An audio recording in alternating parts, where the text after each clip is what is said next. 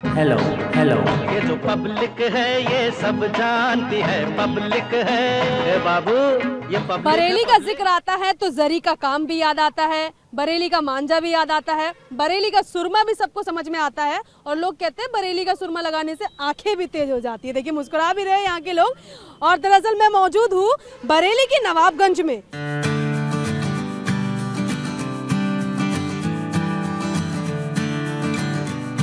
सीटों की सियासत की बात की जाए तो भाजपा का अच्छा खासा दबदबा फिलहाल 2017 में यहाँ पर रहा।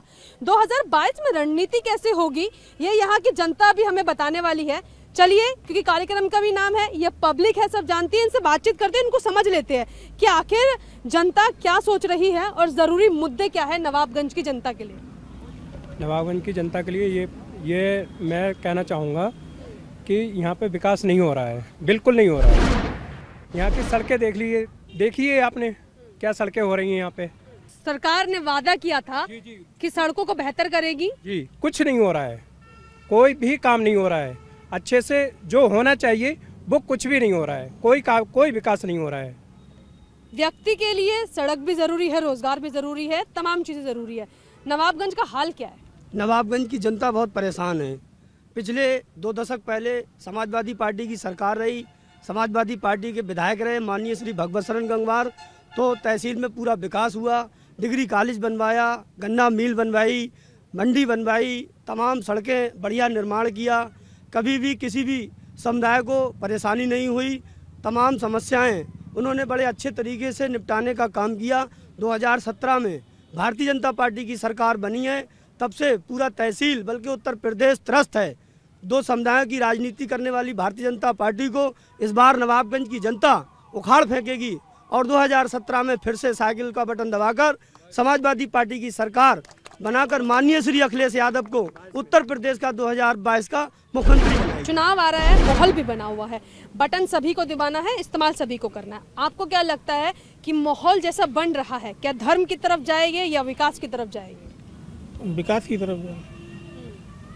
हम तो जरी से जुड़े हुए लोग हैं, उसकी तरफ ना तो अखिलेश जी ने ध्यान दिया ना योगी। कितने कारीगर हैं लगभग अपने इस विधानसभा में अगर बात करो जो जरी का काम करते हैं? 80% यही काम होता है और सारे ही लोग परेशान हो। रोजगार को लेकर 5 साल में बदलाव हुआ या फिर स्थिति डाउन रही? स्थिति बहुत डाउन रही। मतलब इसके मामले में मैंने बी फार्मा किया है और अभी मतलब कोई जॉब नहीं निकली है। पिछली सरकार थी, उसमें जॉब थी, इस सरकार है इसमें तो और मतलब भट्टा बैठ गया जॉब के मामले में। एक मैंने एग्जाम दिया था 2019 में, उसका आज तक वो नहीं आया, रिजल्ट नहीं आया उसका आज तक। मतलब रोजगार के मामले में सरकार बिल्कुल डाउन है। नवाबगंज के आम आदमी को क्या चाहिए? अरे वो यही चाहिए, विकास चाहिए, सड़कें बढ़िया चाहिए, बिजली सही चाहिए, बस यही चाहिए और क्या चाहिए। पुरानी सरकार और इस सरकार में कितना अंतर है? बिजली पहले कितने देर आती थी और अब कब आती है? कम ही आती थी, अब बिजली सही आ रही है। मजदूर आदमी के लिए सरकार के लिए राशन भी दे दिया, नमक भी दे दिया, तेल भी दे दिया। तो काम नहीं चलेगा, इसी से पूर्ति थोड़ी बढ़ जाएगी। सिलेंडर देखो कहाँ पहुँचा, 1000 रुपए सिलेंडर पहुँच गया। और रिचार्ज मोबाइलों का कितने का हो गया रिचार्ज? हर चीज़ है, बढ़ोतरा ही पे तो है, घटी थोड़ी है। आज मोबाइल में बैलेंस शीट डरवाएं, वो कहाँ 20 रुपए पड़ता था, अब 200 रुपए को हो गया। 200 रुपये सब्सिडी जाती, 400 रुपये सिलेंडर मिलता था पहले। और अब वर्तमान में क्या हाल है? कुछ ना है।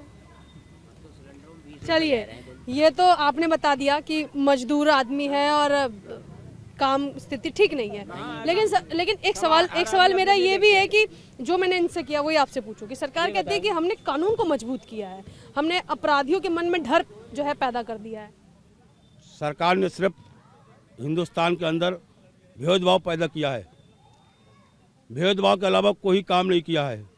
हम लोगों ने एकजुट होकर 2017 में भाजपा को वोट दिए, माननीय मुख्यमंत्री योगी आदित्यनाथ जी को बनाया, लिहाजा हमको ये मिला। गैस सिलेंडर 1000 रुपये मूल्य है जिसका, और दूसरा मूल्य जिसका हम 10 रुपये में अपना मोबाइल चार्ज कराकर 1 महीना 2 महीना बात करते थे, उसका आज हमको ये मिला है बदला 200 रुपये में हम लोग मोबाइल चार्ज कराएंगे। तो हम बहुत ही परेशान हैं इस सरकार से। मजदूरी है नहीं, जरा जरी का काम करने वाले वो भी घर बैठे हुए हैं। हम लोगों के बच्चे काम कर लिया करते थे, हम लोग अपने मेहनत मजदूरी कर रोटी खा कमा करते थे। सिर्फ सरकार ने सिर्फ चावल और नमक देने का काम किया है। कितने बच्चे घर? हमारे बच्चे तो 6 हैं साहब। 6 बच्चे? जी। राशन तो सरकार सभी 6 बच्चों के लिए दे रही हो। 6 राशन, वो ऐसा ही बहुत राशन भी पूरा नहीं है साहब, 1 किलो आधा किलो कट रहा है। बच्चों का राशन भी कम पड़ रहा है। हाँ, वो कैसे पूरा हो जाएगा। सरकार इस मामले को लेकर कह रही है कि जनसंख्या को लेकर एक कानून बनना चाहिए, क्योंकि अगर विकास चाहिए तो जनसंख्या कम होनी चाहिए। क्या उम्र है? मेरी उम्र है 22 साल। वोट देने जाना है इस बार? हाँ, जाना है। युवा के लिए जरूरी क्या है और मन क्या बना रहा है युवा? मन यही है कि अखिलेश यादव को वोट देंगे। इस सरकार ने तो शिक्षा ठप कर दी है, चाह ही नहीं रही है कि बच्चा पढ़े। सरकार कहती है हमने तो नकल पे भी कंट्रोल किया। नहीं कंट्रोल किया, बगैर पेपर के हाई स्कूल इंटर में बच्चे को पास करा दिया, आगे क्या लिखेगा। बच्चे बेचारे घर पे बैठे पड़े हैं, कभी जुआ खेल रहे हैं, इधर जा रहे हैं उधर जा रहे हैं। माँ बाप क्या करेंगे? खाली होंगे तो क्या करेगा आदमी, ये बताइए। सरकार की कहाँ गलती? क्यों सरकार? अरे वो पूरा बंद है स्कूल। कोरोना का असर है। कोई कोरोना नहीं है यहाँ पे। अब नवाबगंज की जनता है, सवाल हमने पूछा, जवाब अपने तरीके से दे रहे हैं, लेकिन कोरोना का भय तो इतना है कि जो राष्ट्र नहीं बल्कि अंतर्राष्ट्रीय स्तर तक स्थिति उसकी देखने के लिए मिल रही है। लेकिन खैर, एक कोविड एक बड़ी वजह रही, शायद यही वजह थी कि स्कूल और कॉलेज बंद करने पड़े। वैक्सीन को लेकर सरकार ने काम किया है, कैसा काम है? काम किया है पूरे भारत में, बल्कि पूरी दुनिया में सरकारें जो हैं वो वैक्सीन को तलाश कर रही थी, टीका तैयार कर रही थी। यहाँ की सरकार ताली बजवा रही थी, थाली बजवा रही थी और दिए जलवा रही थी। क्या इससे कोरोना भाग जाएगा?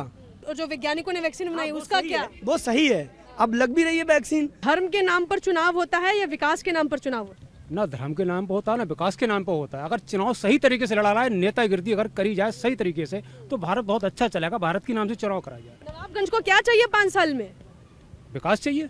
क्या मिला? कुछ नहीं। ये सारा पैसा जो गरीबों का है वो नाले में पड़ा हुआ है।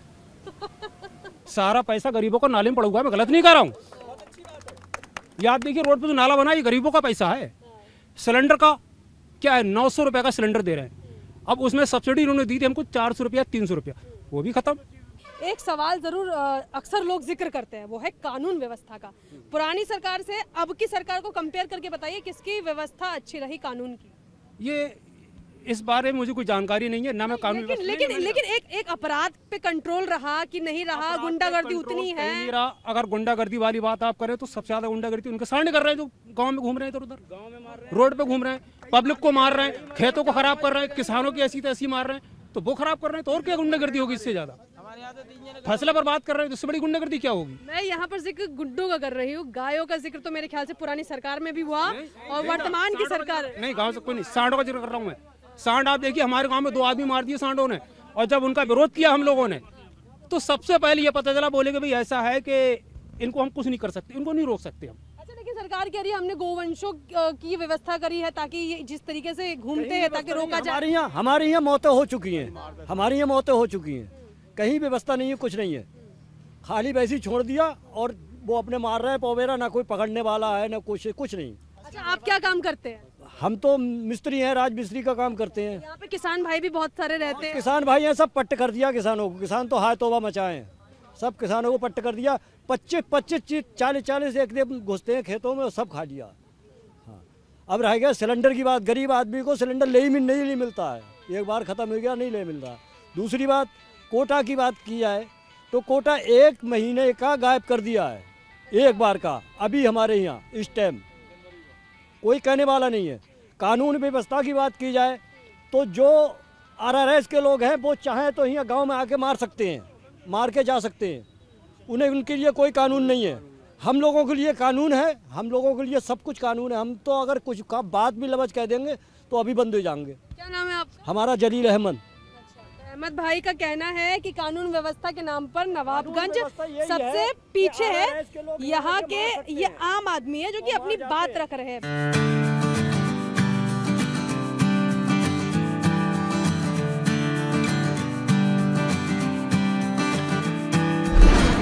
अखिलेश यादव जी करहल से चुनाव लड़ रहे हैं, सामने SP सिंह बघेल साहब भी आ गए हैं। क्या लगता है, पहली बार चुनावी मैदान में एक तरीके से उतरे, जनता मौका देगी उनको? जी मौका देगी जी। क्यों मिलना चाहिए मौका? उनके काम पहले अच्छे हैं। आजकल जैसे ये कह रहा है योगी मोदी जी कि हमने विकास करा है, तो फीता तो नहीं काट रहे अखिलेश की सरकार के। अच्छा, काम किसने किया और फीता कटाई किसने की? अखिलेश ने। किसने किया? अखिलेश ने। अच्छा, फीता कटाई कौन कर रहा है? योगी जी, मोदी जी। चलिए, ये तो एकदम राजनेताओं वाली टिप्पणी हो गई है, जब काम किसी का और फीता कटाई किसी और की। क्या काम करते हैं? जी मैं गाड़ी चलाता हूँ। गाड़ी चलाते हैं, काम धंधा ठीक चल रहा है? हाँ ठीक चल रहा है, कोई दिक्कत नहीं। यहीं रहते हैं रचौले में। अच्छा, ये बताइए, थोड़ा सा मुद्दों पे बात हो जानी चाहिए। कोरोना से लेकर अब तक स्थिति क्या रही है? स्थिति तो ठीक ही रही है, बाकी ये है समस्याएं तो आती हैं, देश बड़ा है, सारे काम एक साथ नहीं संभल सकते हैं ना। और जो है सरकार भी कोशिश तो करती है, सभी सरकारें दावे करती हैं, पूरा तो कोई भी नहीं करती, ये तो कहने वाली बात तो होगा ऐसा मसीहा जिसने दिल की बात सुनी होगी। कोई भी कर नहीं पाता है, कह सब पाते हैं। चुनाव के टाइम पे अभी सारे नेता घूम रहे हैं, ये 2 महीने के बाद कोई नजर नहीं। ये सब छोड़ी, घर पे कितने नेता जो मत्था टेक के गए, मुलाकात करते गए, बोल के गए कि वोट दीजिएगा? नहीं, कोई आया नहीं, क्योंकि सबको पता है यहाँ के लोग जो हैं सबने मन बना लिया है, भगवत जी को लड़ाएंगे, साइकिल से आ रहे हैं सपा सरकार। तो सारे लोगों का मन है, तो आदमी की हिम्मत नहीं पड़ रही है आने की। अच्छा, ये डर, ये खौफ पैदा कर दिया नवाबगंज वालों ने? नहीं, यहाँ का उसूल है ना, ज़्यादातर लोग साइकिल को ही पसंद करते हैं। बाकी लोग ये भी सोच रहे हैं, पिछले 20 सालों से हारे हुए के साथ रहे हैं, इसलिए सोच रहे हैं साइकिल को ही लड़ा के जिता दो। ये आदमी थका हुआ है ना, इस बार में कोई है नहीं जेब में, पॉकेट में कुछ जो 50 रुपये या टूब पड़वाए। 500 रुपये का सिलेंडर था, आज 900 रुपये का, 30 रुपये का। लकी ला रहे हैं जंगल से सांप काट काट के, वो जलाते हैं। सारी जी, ये माहौल क्या है? नवाबगंज का क्या माहौल है? नवाबगंज का माहौल सब चुनावी माहौल है इस वक्त। कितने नेता आ गए घर पे अभी तक? सारे नेता आ ही रहे हैं अपने अपने वोट के लिए। घर में कितने लोग हैं? घर में हैं, काफी लोग हैं भाई। कुछ अनुमान बताइए घर के लोगों का। घर में तो वैसे लोग तो बहुत हैं, भाई हैं, बच्चे हैं, 4 बच्चे हैं। 4 बच्चे हैं। अच्छा, सरकार कहती है हम 2, हमारे 2 होने चाहिए। सरकार कहती है बच्चे 2 से ज्यादा नहीं होने चाहिए। आपको क्या लगता है कि अब जो है लोगों को समझाएगी? अब तो आगे समझा ही रहे हैं, मतलब सरकार ने कोई बाउंडेशन तो लगाया नहीं। अच्छा। हाँ, हम 2, हमारे 2 होना चाहिए। वो तो सरकार का है। भाजपा से बढ़िया कोई सरकार ही नहीं रही आज तक, क्योंकि फ्री वैक्सीनेशन, फ्री गल्ला, 2000 महीने किसान निधि भेजती बीजेपी की सरकार। तो उससे पहले क्यों सरकार? और मैम मेरी बात सुनिए आप, और जो एक्सप्रेस वे बनना है वो भी बीजेपी बना रही है। मेरे अखिलेश की सरकार में बने एक्सप्रेस वे, अखिलेश की मोदी हैं जो हैं। आज तक नौकरी नहीं निकली सलामत कोई, सब कह रहे हैं नौकरी नहीं मिली, ये कह रहे हैं काम हुआ नहीं। विकास हुआ है बीजेपी सरकार में, विकास हुआ है। मेरे लिए तो हर घर मोदी और घर घर मोदी। हर घर मोदी, घर घर। हाँ, 2000 रुपए महीना दे रहे हैं, 750 किसान मार दिए। ऐसे 2000 नहीं मैम, किसी ने किसान कोई नहीं मरा, किसान वैसे ही जिंदा है, पहले भी हम नहीं जिंदा, हम भी तो किसान हैं। सवाल ये वापसी हुई कि नहीं? अटकी पे हुई है ना। अच्छा, हाँ, अरे आगे इलेक्शन आ गए, उन्होंने ले लिया। 5 राज्यों में चुनाव था, बस बिल वापस हो गया। 5 राज्यों में चुनाव था, बिल वापस कर लिया। किसान वापस चले गए। मर गए तो वापस लिया बिल। ये देश के प्रधानमंत्री 750 लोग मार दिए तो बिल वापस ले रहे हैं। मैम क्या इसमें क्या कोई किसी मौत आती है, इसमें क्या मोदी की जिम्मेदारी है?